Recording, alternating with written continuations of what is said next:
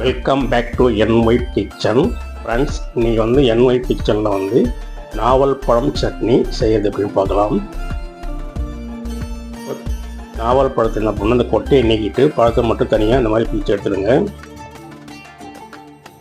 தேவையான பொருட்கள்லாம் ரெடியாக இருக்குது. ஒரு மிக்சி ஜாரில் 1 கப்பு தேங்காய் துருவல், ஒரு 4 பச்சை மிளகாய், 1 டீஸ்பூன் மிளகு, ஒரு பிடி கொத்தமல்லி,